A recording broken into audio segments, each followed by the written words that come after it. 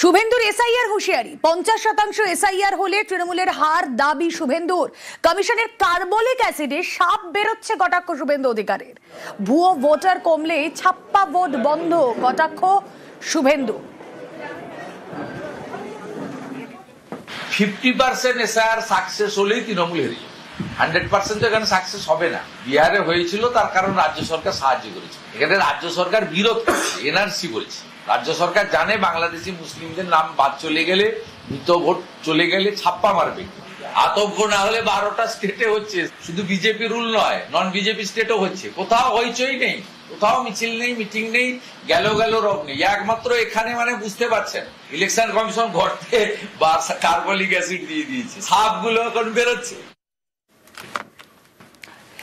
ইতিমধ্যে এই ঘটনা নিয়ে রাজনৈতিক চাপানোতর তুঙ্গে। শুভেন্দু অধিকারী যেখানে হুঁশিয়ারি দিচ্ছেন এসআইআর নিয়ে, যে 50% এসআইআর হলে তৃণমূলের হার। কথা বলবো, এই মুহূর্তে রয়েছেন তৃণমূল মুখপাত্র অরূপ চক্রবর্তী টেলিফোনে। অরূপদা, স্বাগত জানাবো নিউজ 18 বাংলা স্টুডিও থেকে। আমি রুমেলা কথা বলছি আপনার সঙ্গে। শুভেন্দু অধিকারী কি বলছে? বলছে যে 50% এসআইআর হলেই নাকি তৃণমূল হেরে যাবে।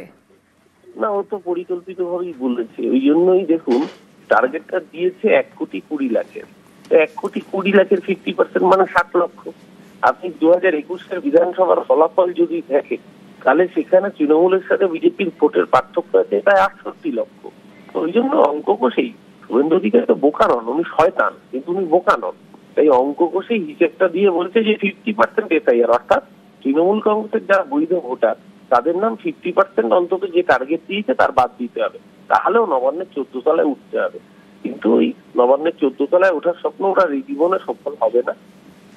জীবনে স্বপ্নে পোলাও রাখছে, তাতে ও নিজের মতো করে ঘি ঢালছে, কিন্তু বাংলার মানুষ ওই পোলাওয়ের উপর জল ঢেলে দেবে। 2024-এ বিরোধী দলের আসনটুকু শুভেন্দু অধিকারী জুটবে না। ও ক্যালকুলেট করে 50%-এর গল্প বলেছে।